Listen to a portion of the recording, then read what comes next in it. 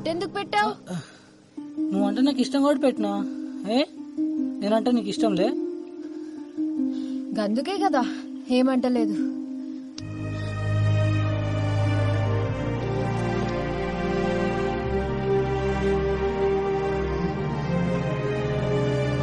కవిత,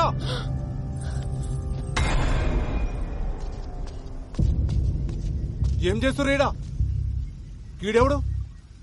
అయినా నువ్వు ఎట్లొచ్చినావు ఈడకి? ఈయనే తీసుకొచ్చిండు. ఆ పిల్ల కావాలరా నీకు?